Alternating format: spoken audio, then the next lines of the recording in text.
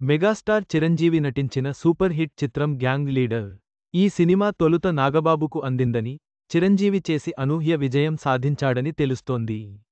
ఈ విషయంలో చిన్న వివరణ ఇక్కడ ఉంది. మెగా బ్రదర్ నాగబాబు నటుడిగా, హోస్ట్గా, నిర్మాతగా రాణించారు. నటుడిగా సక్సెస్ అయ్యారు. జడ్జ్ గానూ సక్సెస్ అయ్యారు. కానీ నిర్మాతగా సక్సెస్ కాలేకపోయారు. అదే సమయంలో హీరోగానూ సక్సెస్ కాలేదు. అయితే ఓ బిగ్గెస్ట్ బ్లాక్బస్టర్ సినిమా తనకు పడాల్సింది. ఆ మూవీని అన్న చిరంజీవి చేసి ఇండస్ట్రీ హిట్ని తన ఖాతాలో వేసుకున్నారు. ఆ కథేంటో చూద్దాం. చిరంజీవిని తిరుగులేని మెగాస్టార్గా నిలిపిన చిత్రాల్లో గ్యాంగ్ లీడర్ ఒకటి. ఈ సినిమాలో చిరు రెచ్చిపోయి నటించాడు. డాన్సులు, ఫైట్లు, మాస్ డైలాగ్లతో అదరగొట్టాడు. చేయి చూడు ఎంత రఫ్గా ఉందో, రఫ్ఫాడిస్తా, ఒక్కసారి ఫేస్ టర్నింగ్ ఇచ్చుకో వంటి డైలాగులు అప్పట్లో మాస్ ఆడియన్స్కి పూనకాలు తెప్పించాయి. ఇక డాన్సుల గురించి ప్రత్యేకంగా చెప్పక్కర్లేదు. ఇందులోని పాటలను థియేటర్లలో రిపీటెడ్గా వేసుకుని చూసేవారు ఆడియన్స్. పాటలు వచ్చాయంటే అసలు సీట్లో కూర్చునేవారు కాదు, డాన్సులతో రెచ్చిపోయేవారు. అసలైన సినిమా సెలబ్రేట్ చేయడం అంటే ఏంటో చూపించారు. విజయబాపినీడు దర్శకత్వం వహించిన ఈ మూవీని మాగంటి రవీంద్రనాథ్ చౌదరి నిర్మించారు. ఇందులో చిరంజీవి హీరోగా నటించగా, ఆయనకు జోడీగా విజయశాంతి హీరోయిన్గా చేసింది. వీరి కాంబినేషన్కి అప్పట్లో యమక్రేజ్ ఉండేది. అది కూడా ఈ మూవీకి బాగా కలిసి వచ్చింది. ఇక రావు గోపాలరావు విలన్గా నటించగా, మురళీమోహన్, శరత్ కుమార్, సుమలత వంటి వారు కీలక పాత్రలు పోషించారు. 1991లో ఈ చిత్రం విడుదలైంది. చిరంజీవి కెరీర్లో ఐకానిక్ డేట్గా మే 9ని భావిస్తారు. జగదేక వీరుడు అతిలోక సుందరి కూడా ఇదే డేట్కి వచ్చిన విషయానికి తెలిసిందే. గ్యాంగ్ లీడర్ సైతం అదే డేట్కి రిలీజ్ అయింది. అప్పట్లో ఈ మూవీ కేవలం 2 కోట్లతో రూపొందింది. కానీ 10 కోట్లు వసూలు చేసింది. ఆ సమయంలో గ్యాంగ్ లీడర్ మూవీ ఇండస్ట్రీ హిట్గా చెప్పొచ్చు.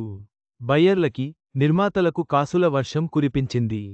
చిరంజీవి కెరీర్లో మాస్ కల్ట్ చిత్రంగా నిలిచింది. ఇప్పుడు అనిల్ రావిపూడి, చిరంజీవితో ఇలాంటి జోనర్లోనే మూవీని తెరకెక్కిస్తున్నారు. మరోసారి అలాంటి వింటేజ్ చిరంజీవిని చూపించాలని ఆయన భావిస్తున్నట్టు తెలిపిన విషయానికి తెలిసిందే. ఇదిలా ఉంటే ఈ చిత్రంలో మొదట హీరోగా నటించాల్సింది చిరంజీవి కాదు, తమ్ముడు నాగబాబుతో చేయాలనుకున్నారట. ఈ విషయాన్ని స్వయంగా దర్శకుడు విజయ బాపినీడు ఓ ఇంటర్వ్యూలో తెలిపారు. నాగబాబు అప్పటికే హీరోగా అడపాదడపా సినిమాలు చేస్తున్నారు. ఈ క్రమంలోనే దర్శకుడు విజయబాపినీడు మొదట నాగబాబుకి కథ చెప్పారు. ఆయన ఓకే అన్నారు. షోలే సినిమాలోని పాపులర్ డైలాగ్ అరే ఓ సాంబ అనే టైటిల్ అనుకున్నారు.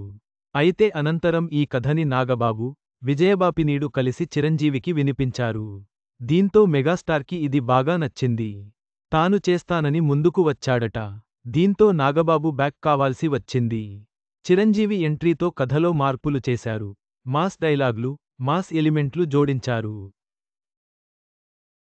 పాటలు మరింత బాగా చేశారు. టైటిల్ని కూడా చిరంజీవి కోసం గ్యాంగ్ లీడర్గా మార్చారు. అలా మెగాస్టార్తో ఈ సినిమా రూపొందింది. సంచలన విజయం సాధించింది.